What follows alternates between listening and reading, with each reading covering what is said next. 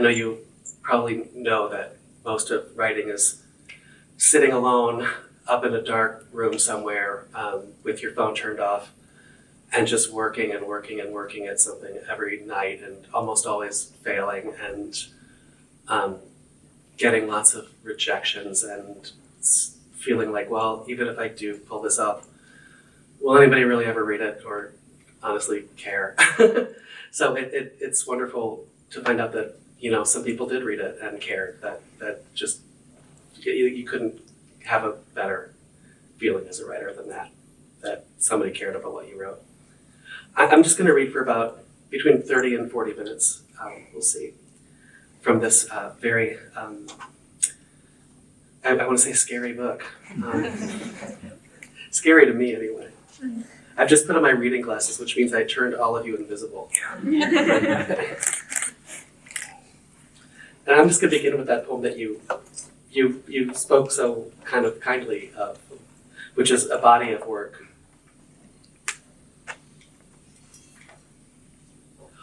One comes eventually to the realization that one will leave behind only a body of work that will grow increasingly unintelligible to each new generation. A trace will remain spread across the vast internet, much the way certain particles inhabit the emptiness of deep space, negligibly, though perhaps measurably. I, for instance, am childless, and therefore most likely will die alone, my nest feathered with yellowing poems. One comes eventually to the knowledge that one's children are increasingly unintelligible, being yellowing poems spread across the emptiness of deep space. Negligible, though they once seemed in their way to breathe.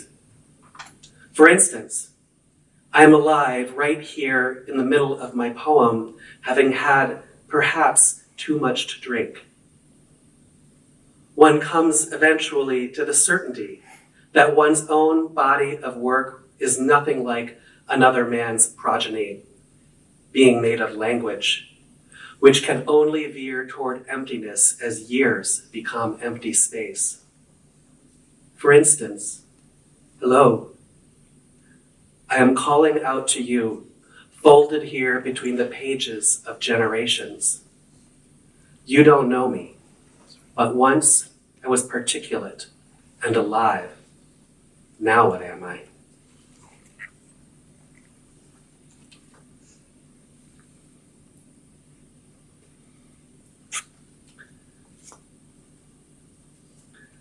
I wrote this poem called Ants, and I say some kind of like slightly obnoxious thing about a writer named Laxness, who won a Nobel Prize. And ever since then, I've been getting emails from people who are like huge Laxness fans. So if you're a huge fan of Laxness, I'm sorry. But the name just worked. You know, that lax, that idea of, you know, being lax. So the poem is called Ants. The most insignificant Roman emperors are of more historical importance than I will ever be. Consider Galba, who reigned 7 months, done in by Otho, who lasted 3. The imperial succession, like the long list of Nobel laureates, is mostly obscure, which is to say that I should find in them points of self-identification, being myself totally obscure. That I haven't, that I laughed at those Swedish myopics who skipped Borges and offered us instead someone called Laxness, is evidence that I have failed to consider my own eventual complete negation.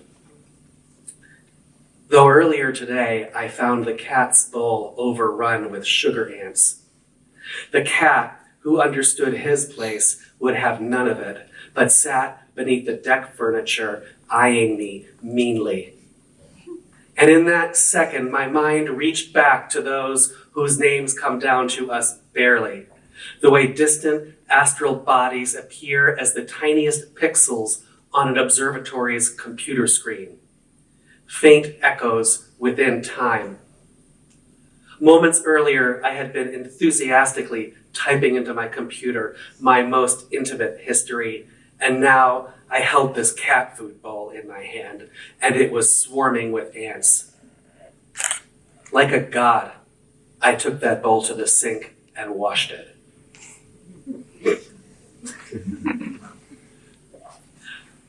I'm sort of incapable of writing about myself. I mean, I know these sound very personal, but I always imagine another person. I can't imagine myself saying these things. So I always think when I'm writing, like, who would say that? Like, who is this guy and what is his problem? And I love that guy, who kills all the ants so he can feel like a god. Though at the same time, like I always say, like I can't write about myself, and I make it all up, and they're all fictions to me. My last book before this was called The Art of Fiction: Poems. A lot of I don't know if you all are, some of you are writers in here, but the ideas have to come from somewhere, right? So like they have to. You can go around and say all you want. Oh, it's not about me, and that just covers your ass. Because really, I mean, they did come from somewhere, and there was some little originating thing. And the originating thing for this poem was, I just had this memory of my little brother and I coming home from school, and my mother had clearly put a bottle of white wine in the freezer to chill it and then forgotten it, right? So the wine had expanded as it froze and the bottle was all broken. And my little brother and I just ate all the frozen wine. Drunk. We were probably he was probably about 7, and I was probably about 13. So anyway, that's the originating thing in this poem, but that's just the originating thing, okay? The rest is not true. It's called Extended Metaphor for Bad Government, and I'm reading it because there's an election coming, right? So y'all go vote, right? Yeah, do that. Extended Metaphor for Bad Government. When we found the shattered bottles in the freezer, we picked the broken glass away and ate the frozen wine. Soon we were drunk, but we kept on eating until I could barely stand, and Jason, who was only 9, laughed, white wine dribbling down his chin. Our father was far away at his mysterious office. The room spun, and when I leaned into the freezer to search among the ice cream bars for another exploded bottle, I heard Jason cough. A trickle of blood leaking from the corner of his mouth, and he coughed again, and more blood. And only then did we both realize what had happened. And what I remember most is pressing paper towels onto his lacerated tongue as he cried quietly, still quite drunk, surrounded by wads of bloodied towels, while I tried not to sway or slur my words, and back from shopping, our mother pulled up in her black Honda. And that night, all I could think of was the swallowed sickle of glass slicing up my brother's insides, how more blood was certainly pooling somewhere in the dark places. Yeah, please vote.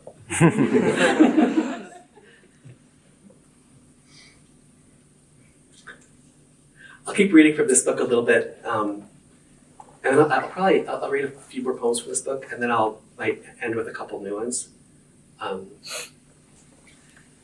This book is kind of obsessed with classical history, with the first few centuries of the first millennium, right? And the very end of the last. That's just something I'm just obsessed with. So you might not know who Diocletian is, and it's cool if you don't know who Diocletian is. He was a later Roman emperor. He was, it was in a century when almost every one of these guys was murdered. Like, they were just assassinated, sometimes like more than one a year. And and your odds of getting through, if you were in the 4th century of dying of natural causes if you were emperor of Rome was exceedingly small. Like, I always wondered, like, who would want to do that job? Like, you were almost certainly dead within about 2 years. Maybe you could hold on for 3 or 4 or 5. 5 was really good. But Diocletian was the exception. He had a pretty long reign, and then he retired to become a farmer. So there you go. This poem is called The Last of Diocletian. Having ruled bloodlessly for 20 years, the emperor retired. Having survived his rule, the emperor became a farmer. Having successfully retired, he farmed cabbages. They were beautiful cabbages. They grew in martial rows. When the empire spiraled into war, the emperor barely noticed. Having spiraled into war, the people asked him to return to be emperor again. They were killing one another. They kept killing one another. If you could see these beautiful cabbages, he told them, you would never ask this of me. If you could see these purple cabbages, you would not ask me to water them with your storms of insatiable greed. So said the emperor, who, having ruled well, retired to not exactly uselessness, retired to awareness of the chaos that always follows the good days, the destruction of those he had loved, the wreckage of the state. Having ruled well, he died eventually by his own hand. The bloodshed continued. Then a brief peace, then war again. Back and forth it went, centuries of dead emperors, vanishing in the distance. Think of those rows of perfect cabbages.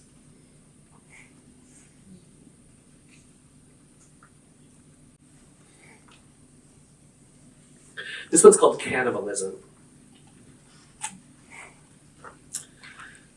Several ancient skulls unearthed in Ethiopia with butchery marks around the eye sockets and occipital bones. It's called pot polishing, a sign that bones have been boiled for reasons of cookery. I remember how the sun threw winter over you. The cold light of Cleveland, the marble entry to the Museum of Natural History. The exhibition was about Ethiopia. Mandibles propped in plexiglass displays, incisors, shin bone. You were my father then. Now you are in an urn. The things we do, we remove the ring and the Timex and into a furnace with the rest. Into the mouth goes the imagination, into the gut. You'd taken me to the museum because what else was there to do on a winter Sunday? And now you wanted to get a drink somewhere. The skulls in their cases like hunks of rock. The great model ape man crouched beside the carcass of an ancient yak. When I heard you were finally dead, I could not understand how the world continued without you. I fought traffic down Cedar Avenue toward the hospital where they'd stored your body. The traffic just wouldn't move. All my life I had swallowed you, and now everything was jammed up on East Boulevard.